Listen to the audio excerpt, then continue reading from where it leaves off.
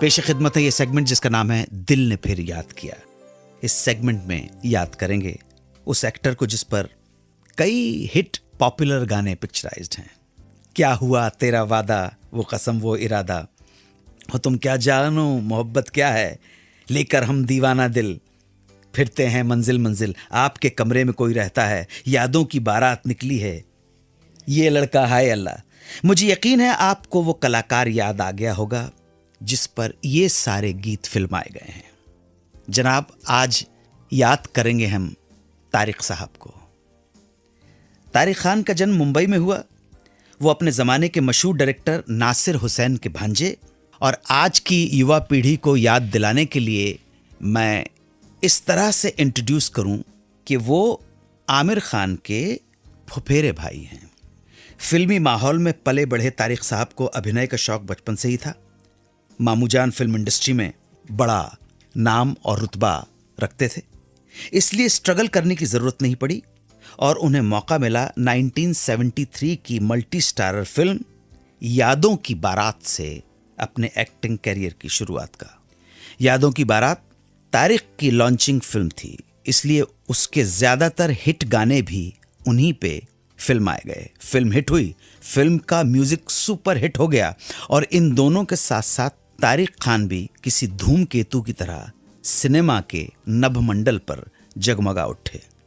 अपनी debut film की सफलता के बाद तारिक को दूसरे प्रोड्यूसर से भी ऑफर्स आने लगे। यादों की बारात के बाद तारिक ने सुनील दत्त साहब के साथ एक फिल्म में काम किया। फिल्म का नाम था जख्मी, मगर इस फिल्म में उनके लिए करने को कुछ था नहीं। इस फिल्म से कोई खास फायदा नहीं हुआ। जख्मी के बाद तारिक साहब की एक और फिल्म आई, हम किसी से कम नहीं। इस फिल्म में तारिक पर फिल्माया गया गाना क्या हुआ तेरा वादा आज भी लोग गुनगुनाते हैं और फड़क जाते हैं। आज भी लोग इस गाने के साथ साथ सर पे पट्टी बंधे इस गाने को गाते तारिक जी को नहीं भूले। इस गाने को देखकर उस जमाने में सर पे पट्टी बांधने का फैशन भी चल पड़ा था। 2 बड़ी हिट फिल्म देने के बाद, लोगों के बीच पॉपुलर होने के बावजूद तारिक को फाइनली कुछ हासिल नहीं हुआ। उनके करियर को जो पुश मिलना चाहिए था वो नहीं मिला, बल्कि इन 2 फिल्मों के बाद उनके करियर में कई सालों का गैप भी आ गया।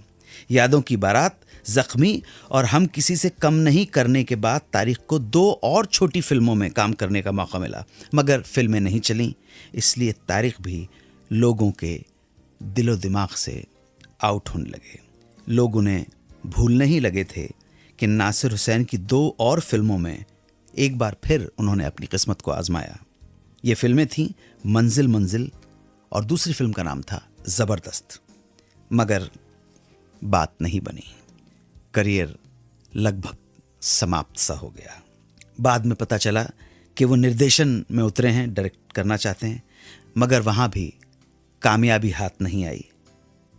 तारिक सिनेमा के आसमान पर धूमकेतु की तरह चमके और वैसे ही लुप्त भी हो गए। आज तारिक साहब अपनी बेगम और 2 बच्चों के साथ पारिवारिक जीवन बिता रहे हैं।